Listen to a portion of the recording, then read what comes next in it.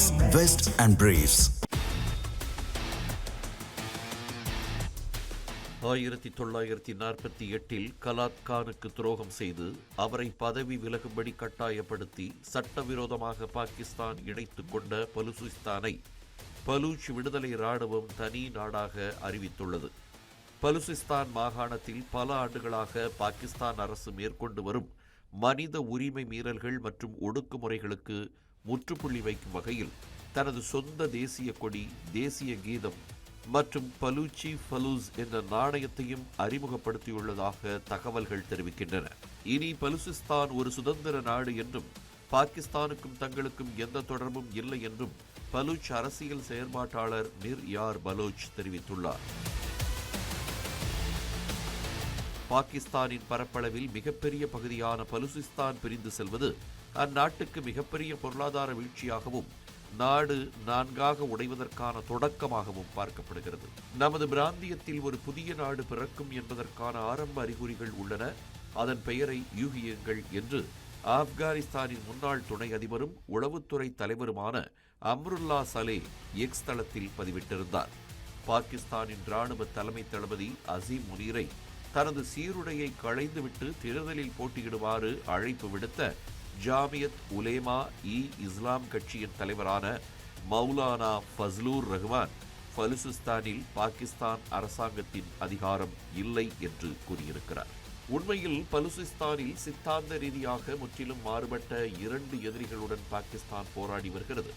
பலூச் விடுதலை இராணுவம் ஒரு சுதந்திர பலூச்சிஸ்தானுக்காக போராடுகிறது என்றால், டிடிபி பாகிஸ்தான் மீது தனது அடிப்படைவாத இஸ்லாமிய ஆட்சியை கொண்டு வர போராடுகிறது. பலூச்சிஸ்தான் முழுவதும் பலூச் விடுதலை இராணுவம் கட்டுப்பாட்டில் கொண்டு வந்துள்ளது என்றால், ராவல்பிண்டியின் கைபர் பக்துன்குவாவில் குறிப்பாக முன்னாள் கூட்டாட்சி நிர்வாக பழங்குடியினர் பகுதிகள் தெஹ்ரீக் தலிபான் எனப்படும் பாகிஸ்தான் தலிபான்கள் வசம் சிக்கியிருக்கிறது. பாகிஸ்தானின் உள்நாட்டு பயங்கரவாத தாக்குதல்கள் அதிகரித்துள்ள நிலையில் கடந்த மே மாதத்தில் பாதுகாப்பு கருதி அமெரிக்கா தனது பெஷாவர் தூதரகத்தை மூடியது. பாகிஸ்தான் ஆக்கிரமிப்பு காஷ்மீரில் கடந்த ஒரு மாதத்திற்கும் மேலாக பாகிஸ்தான் அரசுக்கு எதிரான போராட்டங்கள் தீவிரமடைந்து வருகின்றன. போராட்டங்களை ஒடுக்கும் நோக்கில் உணவு, மருந்து உள்ளிட்ட அத்தியாவசிய பொருட்களின் விநியோகத்தை தடுத்துள்ள பாகிஸ்தான் அரசு தகவல் தொடர்புகளையும் முடக்கியிருக்கிறது. தலைநகர் முசாஃபராபாத்தில் சுமார் 4000 ரேஞ்சர்ஸ், காவல்துறை மற்றும் எல்லைப்படை வீரர்கள் பணியில் ஈடுபடுத்தப்பட்டுள்ளனர். அறிவிக்கப்படாத ஊடக தடையுடன் நகரங்களை இணைக்கும் சாலைகள் எல்லாம் சீல் வைக்கப்பட்டுள்ளன. பாகிஸ்தான் ஆக்கிரமித்த பகுதிதான் இது என்பதை வெளிப்படையாக கூறியுள்ள ஜேஏஏசி தலைவர் சர்தார் அமன் கான், காஷ்மீர் மக்களை பாகிஸ்தான் தனது அரசியல் சுய லாபத்திற்காக பயங்கரவாதிகளாக ஆக்குகிறது என்று கூறியிருக்கிறார். பாகிஸ்தான் ஆக்கிரமிப்பு காஷ்மீரில் அரசுக்கு எதிரான போராட்டம் தீவிரமடைந்துள்ளன. எல்லையில் ஆப்கானிஸ்தான் தாலிபான்களும் கைபர் பக்துன்குவாவில் பாகிஸ்தானின் தாலிபான்களும் தீவிர தாக்குதல்களை நடத்தி வருகின்றனர்.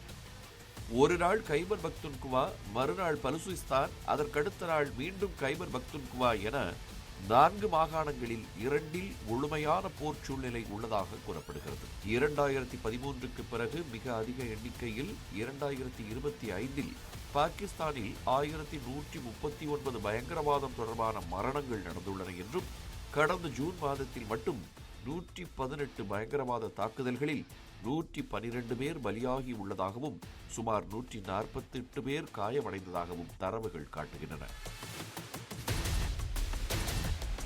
பிஎல்ஏ, டிடிபி, ஜேஏஏசி மற்றும் ஆப்கானிஸ்தான் தாலிபான்கள் வெவ்வேறு அடையாளங்கள், நோக்கங்கள் மற்றும் வழிமுறைகளை கொண்டிருக்கிறார்கள். என்றாலும் பாகிஸ்தான் அரசின் அதிகார அடக்குமுறைகளை ஒன்றாக அம்பலப்படுத்தி வருகின்றனர். முன்னதாக நாடு சிதைந்து விட்டதாகவும் 2 மாகாணங்களில் பிரிவினைவாத இயக்கங்கள் தீவிரமாக செயல்படுவதாகவும் பாகிஸ்தான் பாதுகாப்பு அமைச்சர் ख्वाजा ஆசிப் நாடாளுமன்றத்தில் தெரிவித்துள்ளார். கடுமையான பொருளாதார வீழ்ச்சி மற்றும் அதிகப்படியான கடன் நெருக்கடி ஒருபுறம் என்றால், அதன் காரணமாக அரசியல் ஸ்திரத்தன்மை மறுபுறம், இத்துடன் உள்நாட்டு பாதுகாப்பு மற்றும் பயங்கரவாதம் அதிகரித்துள்ள நிலையில் எல்லையில் போர் பதற்றங்கள் ஏற்பட்டுள்ளன. எல்லை தாண்டிய பயங்கரவாதத்தை தொடர்ந்து ஊக்குவித்து அரசியல் லாபம் பார்த்து வந்த பாகிஸ்தானுக்கு இப்போது உள்நாட்டிலேயே கடும் சவால்கள் எழுந்துள்ளன.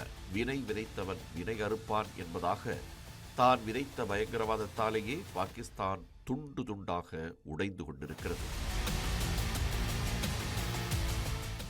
தமிழ் ஜனம் சேனலை சப்ஸ்கிரைப் பண்ணாம பார்த்துட்டு இருந்தீங்கன்னா மறக்காம சப்ஸ்கிரைப் பண்ணிடுங்க.